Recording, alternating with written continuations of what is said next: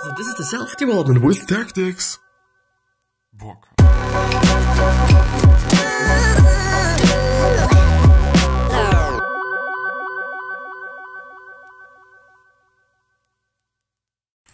So, hello and welcome back to the next episode of the Self-Development with Tactics podcast. And as you can see in the background, we will go ahead with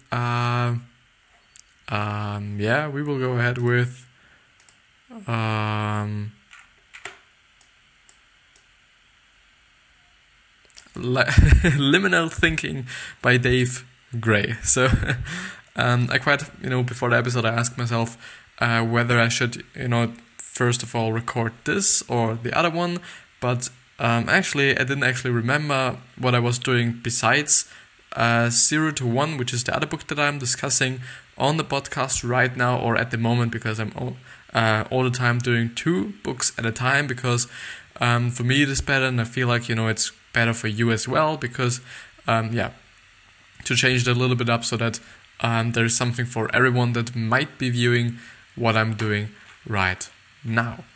Let's move it like this so that I can't actually see myself and that it is a little bit brighter, because my fucking Google window is so fucking bright that it actually could hurt if I'm sitting here for hours and hours and hours and hours. But we will go ahead with part 2 and what to do about it. So I would highly suggest you to go through the first part I've been recording of this book. You can definitely see it by just viewing the descriptions of the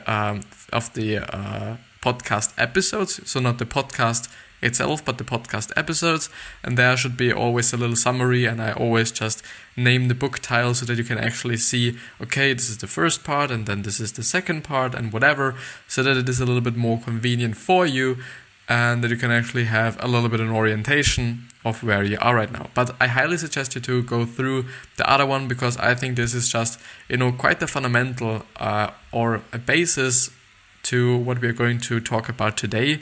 So therefore, to just really get everything out of this one, knowing the other things might actually be a good one, or you go just to the paulminers.com website and go through the summary yourself, which is definitely also an opinion. Do you hear the barking dog? Today is not that a nice weather, to give you another unnecessary information. But practice. The practice first, or the first practice, I don't know. Assume you're not objective.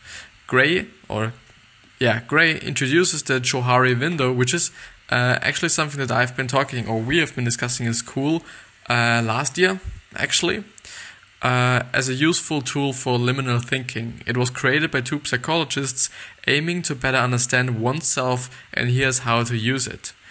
So first, picture a building that has 4 rooms. One room is open, and this can be viewed as the public you. Everything here is known by you, and others know it about you.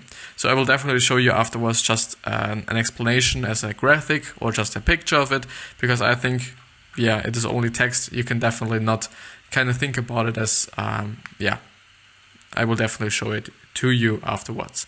The second room is hidden. This can be viewed as the private you, and this is the things that people don't know about you, but you know about yourself. The things you choose to conceal from others.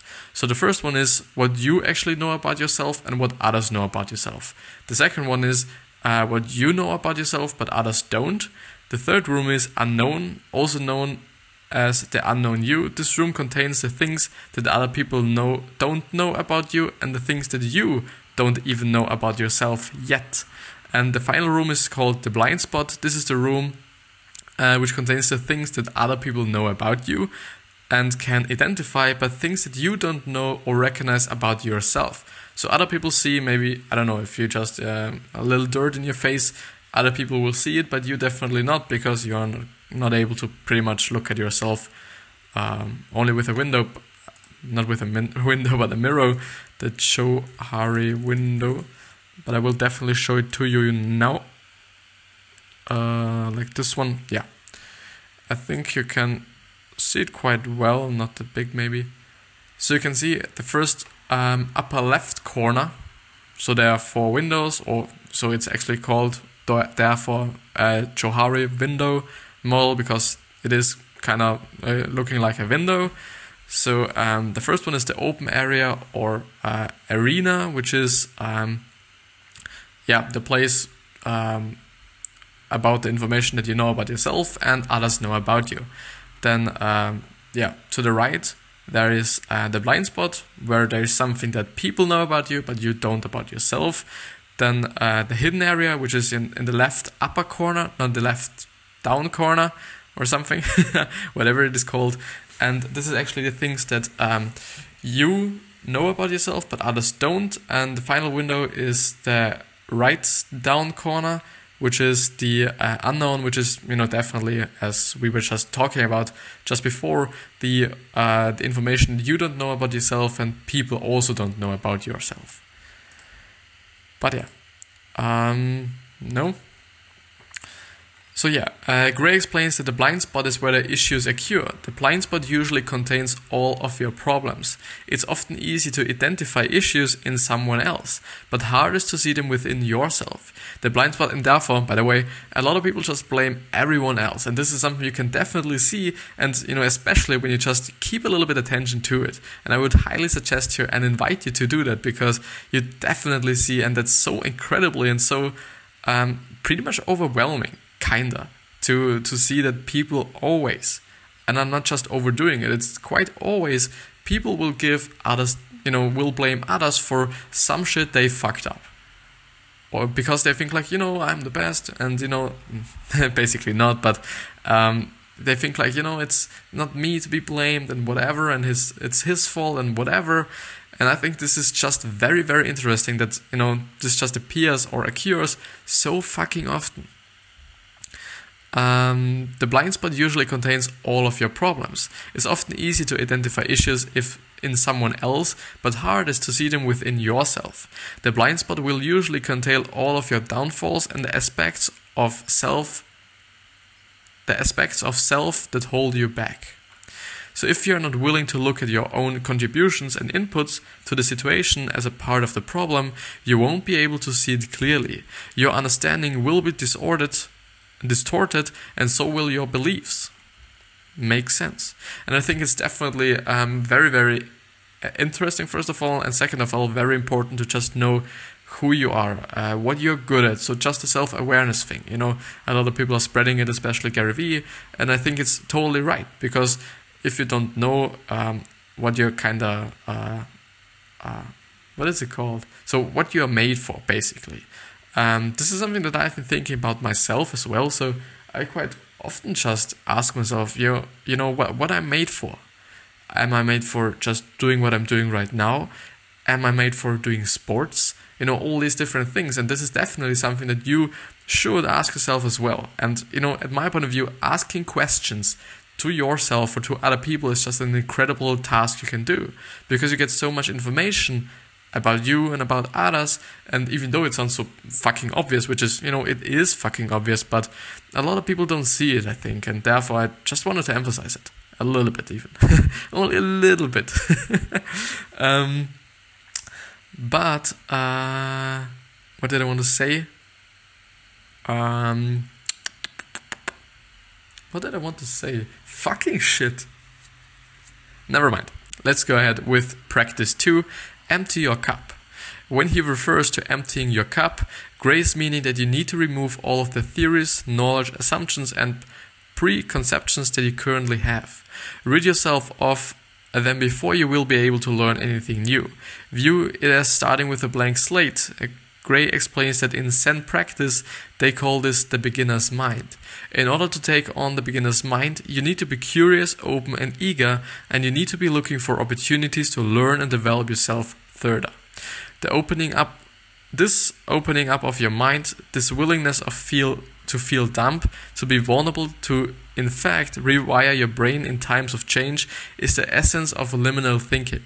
And I do quite understand why it is important, because quite often we do just pretty much limit ourselves by the knowledge we just have, because it's maybe we're just protecting ourselves. I don't know. And definitely I think, we are basically, at my point of view, kind of protecting ourselves from other information, from things that just might be harming us, even though it's just total shit and they will never harm us, and so on. This is just something that appears quite often in nature. Also with body language, we often think, this is just harmful, and we just, by crossing your arms, you're basically just covering up your most intimate spaces, or just, most vulnerable spaces, to just protect them. It does make sense, but therefore your feelings in your brain change as well, or your feelings just. Practice 3, create safe spaces. Emotions are at the center of our very being, as it's important that our emotional needs are met, and that's totally true. I think that because the body-mind connection is so fucking deep and so fucking wired. It's not only one wire, it's 10,000 fucking wires. It is just incredible that you can even see, for example, something that I have experienced is that quite all the time when I'm ill, and hopefully I won't get, all the time when I'm ill, I just tend to be a little bit more depressive or depressed than I usually am, which sounds a little bit, kind of hard or kind of tough or kind of too much. But, I'm not gonna lie, I do just feel bad sometimes as well. It's not like I'm happy all the fucking time, even though I'm preaching it all the fucking time to other people. It's, it's a funny thing for me. I think I can do I do try to help other people, but helping myself is something completely different. But nevertheless, fucking shit. What's going on with me? I don't know. I've forgotten it. But yeah. Emotional needs. Because, I know it again. Because all the time when I'm just really ill, or just some kind of ill, I tend to be depressed. I don't know whether it's because of I'm actually ill, or because I can't do the things that I want to do, like doing sports, or doing something with my friends or my girlfriend, or doing something else that is just fun for me, or actually doing the episodes. I don't know. Or it's just because I'm ill and my body just knows that I'm ill, and therefore, I don't know, just sends signals to my fucking mind to be fucking depressed. I don't know. It could be true, actually. But the thing is, because it is this way around, it also is the other way around. Therefore, having, an unhealthy body, having a body that is not kind of, that is not kind of satisfying to your brain or to your mind, is definitely as well kind of threatening your health, I think, your mental health, because of this connection. And I do kind of, where did I go? Oh, I just, did the same way around. So if you're having a unhealthy mind, you will probably also feel that your body as well isn't healthy. And you can definitely see it with depression, I think. And I've just read something someday. I don't know if it is true. Just, look it up if you, because I'm actually not sure. Depression actually can change how your body feels. Therefore, you can actually kind of let your body feel like it's burning. It sounds really amazing. Not amazing, but really incredible. Not incredible, but very, very kind of, overdone. Some kind of overdone. But it's actually the truth. Or, it should be the truth. I don't know. Gray explains that when people feel valued, they work harder and achieve more. Someone who feels like they are in control will be able to contribute more and take initiative. Someone who is facing emotional fears will not be in a position to work hard and grow. And someone riddled with fear is more likely to hide away, protect the information that they currently contain, and not let anything new in. This restricts growth, development, and happiness. And that's totally true. And this is kind of the same, or the equivalent to the, not the growth mindset, but the fixed mindset. This is from the book Mindset. If you are interested in it, I actually did make an episode or a few episodes about this book. I kind of do feel like, okay, I've cancelled it, on my way, because I felt like, this is not something that I can do or talk a lot about, because it's so scientific, and there were so pretty much hard to pronounce word in that my whole flow got some kind of fucked, and therefore I just decided, once, I think, because I've actually done it twice. The first time I actually did it like, okay, I made one episode and then never again because yeah. But I actually think that there is a full audio version or full video version of this book. But yeah, if you're interested in it anyways, just go to the Paul Minus website. I think there's also one, or to the powermoves.com website, where it's definitely, and this was actually also the website where I have been going through it. But yeah, so this is from the mindset book. It's a fixed mindset and a growth mindset. The fixed mindset is like, I will never achieve this, I will never learn this, I will never change, this will always be like it is, even though, which is definitely something that kinda drives me crazy, or kinda lets me think like, okay, is this really the truth? Do people really think like this? Because they actually pointed out in the book that some people, or actually quite a lot of people, I think, do think like, okay, this is a certain thing and this will always be the case, whether it's they feeling bad, or whether it's they are not good at something, or whether it is something else. It seems to be that people really fucking think that because they failed once, or made once a mistake, they will just be mistaken, or will be just failing all the fucking life long. And it doesn't make any fucking sense, And I hope that, if you're such a person, and if you're just, listening to this, and do not want to attack you or something, definitely not. But if you're just, hearing this, definitely be conscious about that you are who you are, okay? But it doesn't mean that you can't change. You can definitely change, You do not actually have you have to be the person that you are actually right now. Therefore, you can totally just change in the present, just really immediately right now, or in the future as well. But what was in the past is the past, but dwelling about the past and thinking about the past doesn't make the present better, or doesn't make the future as well not better. It's most of the time does make it worse, definitely, because you're just dwelling about it and feeling like I don't know, my past was so bad and whatever, but that doesn't make anything better. But yeah. And someone riddled with fear likely to... So to engage in liminal thinking, Gray explains that you need to acknowledge the role that emotions play in the creation of your beliefs. Emotional needs are the very center of our beliefs that transform into habits and actions.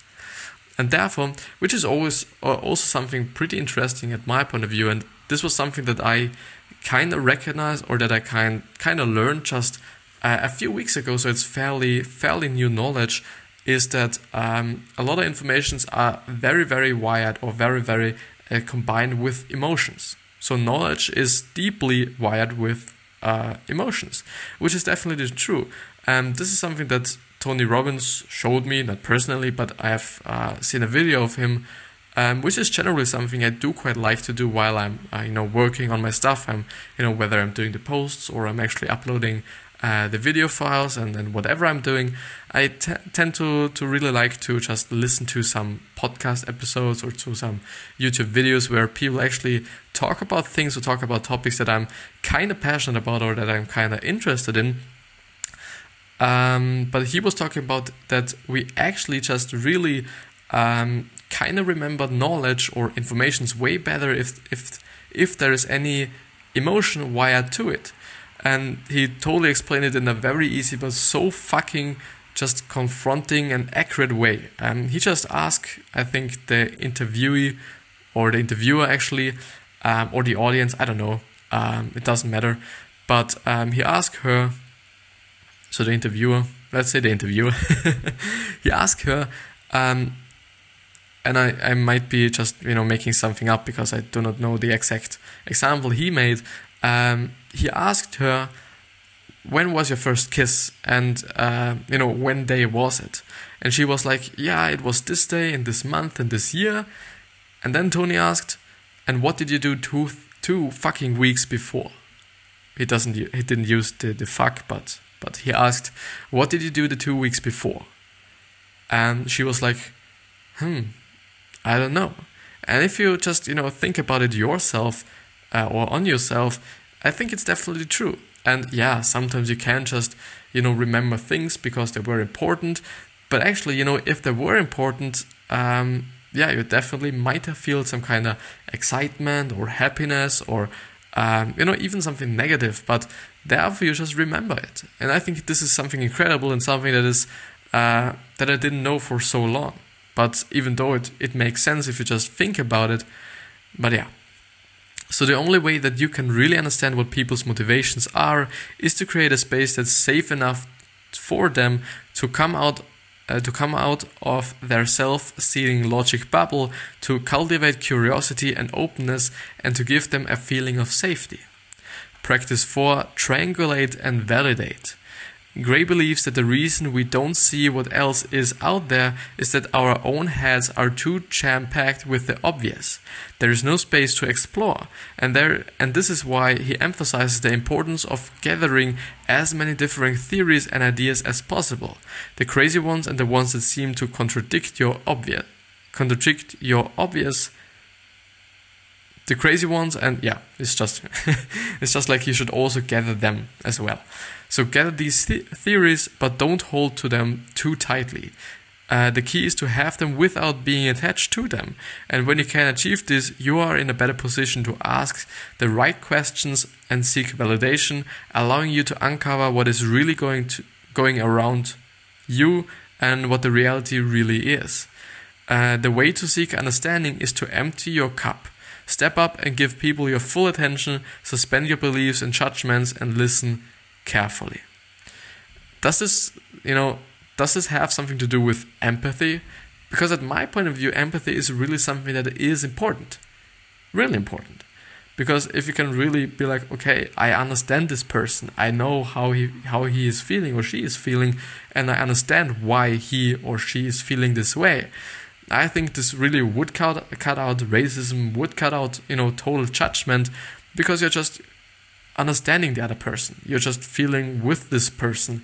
And, at my point of view, if you do just know why, or just think about why this certain person is maybe doing this, because you know how he or she is feeling, and therefore it might be some kind of connection between those two things, you definitely then understand, okay, he is wearing this shirt or that skirt, or she's actually wearing the skirt, or she's wearing that shoes and not this shoes because she's feeling that way, or because she just likes it.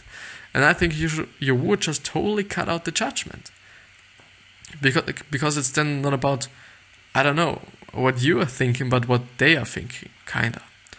Practice 5, questions and connections. And Gray's 5th practice is all about asking questions and making connections with others. He explains that you should aim to inquire as much about people as possible. Aim to understand their hopes, dreams, fears, and frustrations. In doing this, you are uncovering the goals and needs of people in the system, the same system that you are in. Doing this will uncover opportunities that you might never have considered. Totally, definitely, yeah. It makes sense, and it is also something so obvious, but it just makes sense, and it is so obvious that people actually forget about it, I think. So by asking questions, you find a liminal in between spaces that people may not have seen or considered. Then, by finding possible intersections between needs and solutions and forming new connections, you can create new opportunities that were already laid in the system, just waiting to be discovered. Totally. Practice 6.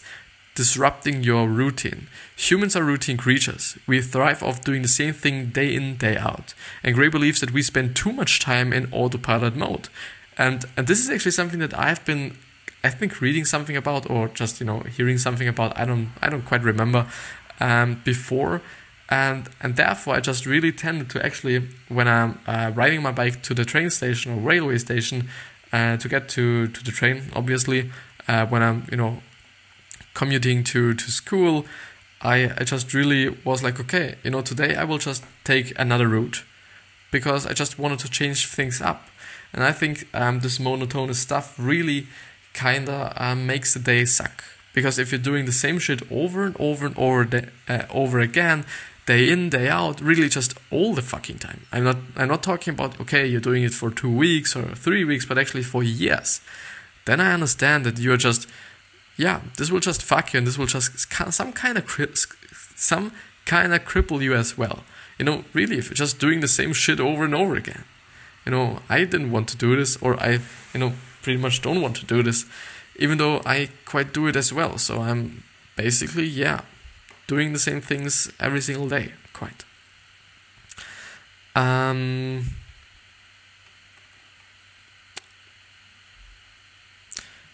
Did I read the whole one? I don't think so. So he describes a situation where you are facing a difficult problem, something that seems unfixable. He believes that solutions often lie in the disruption of routine, and if you start to do things differently, you will be freed to view the problem in a new light, and you will likely realize the way to solve the problem, or see that instead of a problem, it's actually an opportunity. Yeah, the thing is, I don't quite understand the psychological reasons, or the reasons how to actually change my thinking behind these things, but I hope you are doing, because, you know, through the whole reading and trying to pronounce everything as correctly as possible and just speaking clearly so that you can actually listen to it, it kind of limits my ability to really understand what I'm reading, but yeah. So whenever you find yourself stuck in any kind of recurring pattern, try something random. Anything you can do that throws the train off. The rails will create new openings and might help you see the whole situation in a new way. Just do something different. And this is definitely something that I will try out, you know, and then I will just, you know, tell you if this is actually the thing or not. Which is the great thing with all these self-development and, you know, mindset books. You can just, you know, try it out whenever you want. Yeah, maybe I'm not having a problem today, but yeah, but I understand now why he is doing this, and I hope he quite hasn't explained it, because I'm going to explain it right now.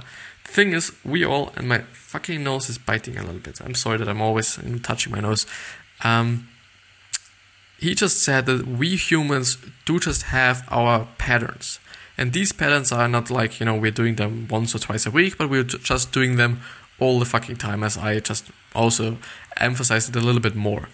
And because of that, I think, and I don't know, I'm thinking, but I'm actually just pretty conscious about it, and I pretty believe in it. If you're having a problem and you just stick to your pattern, and your pattern might actually be like, okay, you're having a problem, you're trying to solve it, you aren't able to solve it, and, you know, in the first take, you will go away, you will do something else, and you will just be like, you know, fuck this problem, I'm not going to do it again. So this is your pattern. Having a problem, trying it, the first time it didn't work, you just go away. But if you be like, okay, a problem, I'll try to solve it, I'll dance, or I don't know, play music or play a video game, I try it out, or even, I did say try it out, make something else, and then I think you will actually try it out again, because you kind of have the energy to, the energy, or you just, you know, broken up your fucking pattern, and therefore you're just able to, through some kind of way, I don't know, it just would make sense for me, that, you know, it just, you know, creates for yourself the opportunity to do it again or do something different, like, like doing it again, or actually just, you know, asking a friend, or just something different, because you have just breaking up this pattern, and I think your brain just needs to, actually, it would be intelligent and would be actually pretty good if you just do, then stick to the problem and try to solve it again, because this is kind of the fucked up part about it, I think, that if you're doing it, you just crack the pattern, you just create a new pattern. This is the thing, because, you know, you just, you know, dance or whatever, and then you try it again, and then whatever, and you create a new pattern, and if you just do it over and over again in this way, you just have always to, you do always have to kind of, change it up. So not always dance, not always, I don't know, play football or whatever, because you would then just, you know, create another pattern. Practice 7, the double loop learning. The 7th practice is all about acting as if the here and the now, also known as double. So the 7th practice is all about acting as if in the here as if in there, here, I think in the here and the now, also known as double loop learning. Okay, this sentence doesn't make any sense. So Gray describes the process as challenging your current beliefs, testing out new beliefs, and getting yourself out of a rut. He encourages you to test beliefs that you think are one, so one like, the figure. You might be surprised at the results. This paragraph is a little bit fucked up. So in the case of double loop learning, you don't have to believe a hypothesis in order to test it. All you have to do is act as if it were true and see what happens. Change is only possible in the here and now, and the way to create change is by acting in the here and now as if a different world existed. For example, act as if the world you want to create is already here.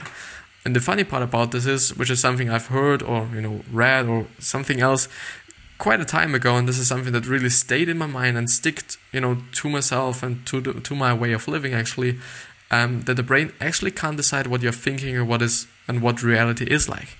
So therefore, if you're actually really thinking like, okay, the here and now is actually my dream world and this is what I've always wanted, then your brain actually thinks that it is the truth, that it is reality, and because you're thinking it. And I think this some kind of is an adaptation or modified version of that, or just some kind of explained version of that. And it is interesting. I kind of felt, obviously I tried it out, and I don't know. The thing is, just try something out. Just try out to think that you're actually smiling in reality, and just feel now if this is something changing your body. Because all the time when I'm smiling, something in my chemistry, I don't know how, something changes. I kind of feel just better because of this fucking motion. I don't know why, but because I'm only smiling, it's just letting me feel a little better. There's some energy going up in my body. I don't know if this is normal. I hope. but yeah. So Gray explains that double loop learning is a fundamental part of testing new ideas, particularly those that you would usually ignore as they aren't within your current bubble. He emphasizes that you don't need to believe that something is true before you test it. You can have almost no faith in an idea and still test its validations. I think I will. Yeah. Will I? Yeah, I will just finish this one because we actually not that much in. Actually, it's actually only 30 minutes only. But yeah, but that's definitely okay. Disrupting your double loop learning. And practice 8, make sense with stories. Gray emphasizes the benefits of stories for helping you make sense of the world and the people within it. Someone sharing a story is actually giving you a bit of an insight into their life experiences and their beliefs, particularly their beliefs about the specific experience. Not only are you gaining important insight, but you are developing a relationship with someone, building rapport and moving towards being able to collaborate together. It is also an important aspect of relationship management. People like to be heard, feel understood, and feel important. When you ask to hear a story from someone and give them your full attention, they immediately feel as if they are someone that matters to you. Yeah, it would make sense because you're actually giving them time and giving them attention. No one else. You are then the only person in their fucking world they are giving their attention towards. So if you have beliefs that you want to share, beliefs that you think may change the world for the better, the way to help those beliefs take flight is to share them as stories. Listen to the stories someone tells, notice the stories they respond to most positively, and you will begin to understand their beliefs and their bubble. Practice 9, evolving. The final practice is all about evolving yourself and embracing change. Gray explains that it is very common to be afraid of change and to feel like it's constantly attacking us. We feel as if we don't have control over change and that scares us. I think it's definitely true that people just are scared when they are not in control of something. However, Gray emphasizes the importance of embracing change in order to open yourself up to fresh opportunities. This is something I definitely struggle with, and this is something that I totally have to work on myself on, because I hate to have change in my life. If it's in terms of people that I haven't spent too much time with ask me if I want to do something with them, I will probably just say no. I do not know. It is a hard question. It is a pretty difficult one, and it is pretty difficult for me as well, because even though I just pretty much know that this opportunity or this certain thing or activity that I'm going to do will actually either benefit me or will just make me happy, or it's just something that I'm not like, I don't want to do it, I will still say no, because it's just me, because I just want to be, I would just want to be doing what I'm always doing, quite. And this is something I do really have to change up, because I understand that this is really I'm limiting myself, definitely. So liminal thinking is a way of navigating change by opening the door to ambiguity and uncertainty, recognizing that there can be no real creation without some destruction, a kind of urban renewal program for the mind. So the kind of word that I wasn't able to pronounce was ambiguity. I don't know what it means, but I could actually... is this from ambitious? Ambivalence? Oh. I actually, no joke, it was in an English text that I've been reading today in school, or I had to read today in school. Ambiguity. Yeah, I'm quite always, today I've actually been talking to a colleague about having a thesaurus or a dictionary, whatever you want to call it. I think it's the same, isn't it? And using your mobile phone to just get some vocabulary you don't know, just get a translation you didn't know. And I'm like, I quite feel like, okay, I understand why people want you to use a dictionary, because it has emotion in it. You're just having to search for the word, and it just takes up a little bit more time. And therefore, at my point of view, it's just true for me. You can definitely remember the words better than if you're just going to your phone, translating it, seeing the word, and then saying like, okay, I understand it.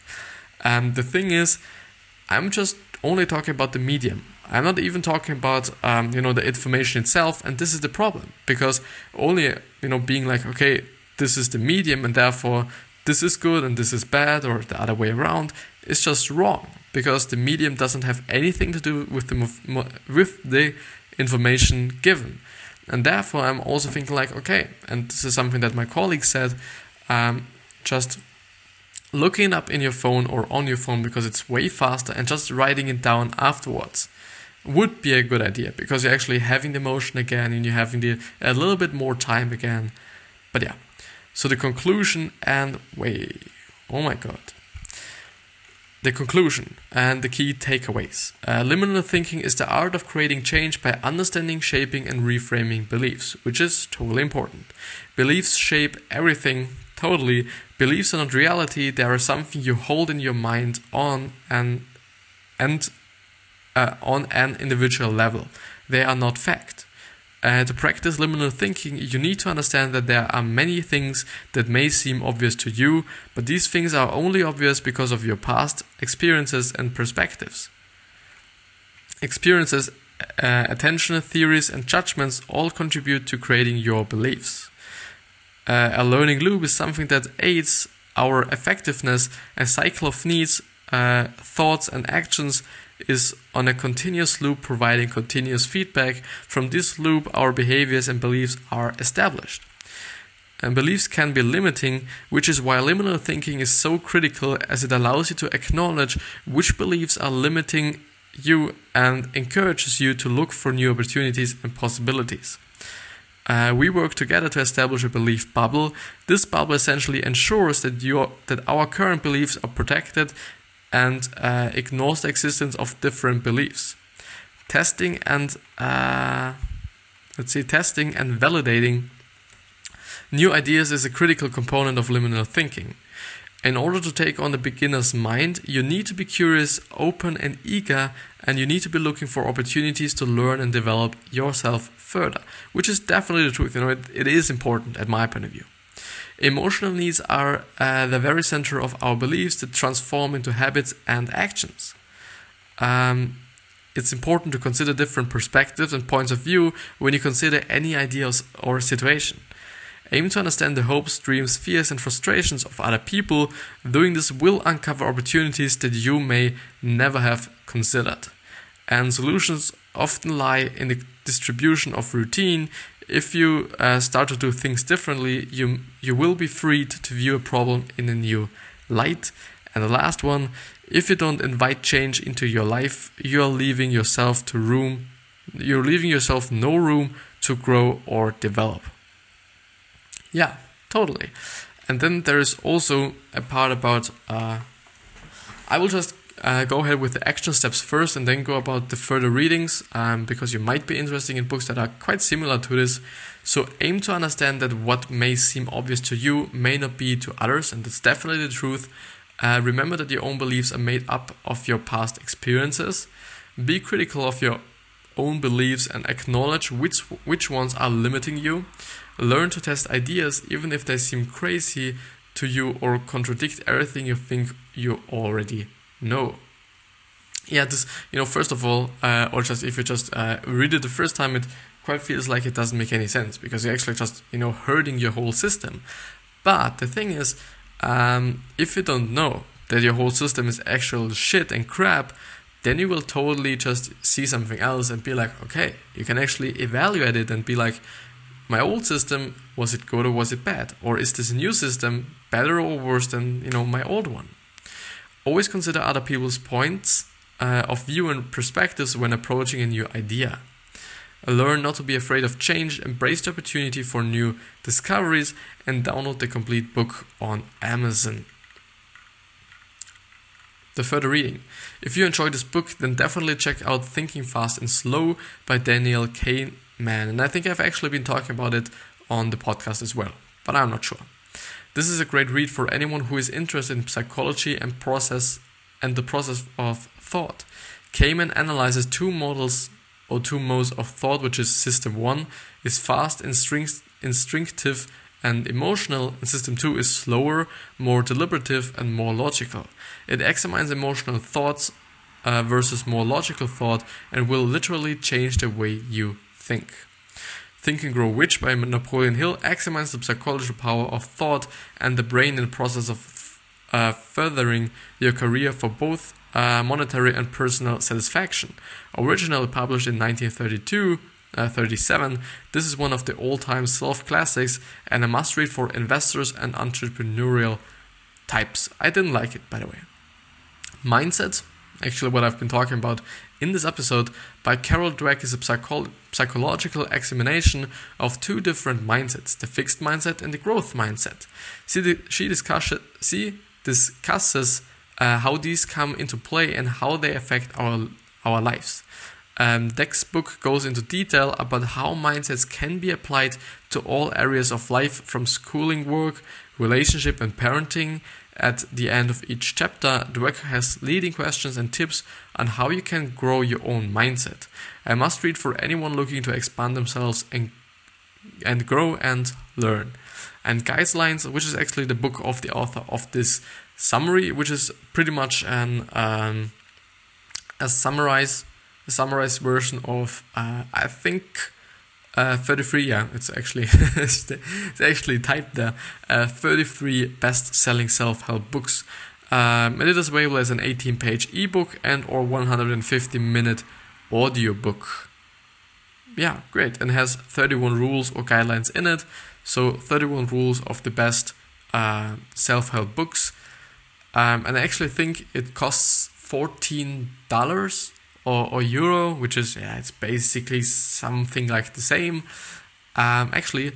And the whole worth of all the books that are pretty much in this one book or in this ebook or in this, I don't know if it is actually a book, but let's say ebook. The actual worth of all the other books that are just combined and in this ebook are $300, as I remember correctly, because I've just looked it up once and shown it to you once, because I quite think I'm using the platform, I'm using the summaries, and I can definitely say that, and I'm not getting anything paid or something. It's just I think it's should be the case, and I'm not even a VIP member or something like that. But yeah, with this being said, I'm pretty happy that this episode did go so well. It was incredible. I think everything went well. The informations were good. I could provide, I think, a great portion of value. But yeah, so I hope you have success, wealth, health, happiness. I hope you're giving back something, and I do also hope that you just be a bit conscious about your legacy, and just pretty much keep attention to your legacy and try to be happy and try to be grateful and try to be nice to other people and treat them with respect and all these great things like yeah. So with that being said, I hope you have a wonderful day. I love you. Thank you for listening. I tend to forget to saying this, but it is important, and it is I'm fucking appreciating it.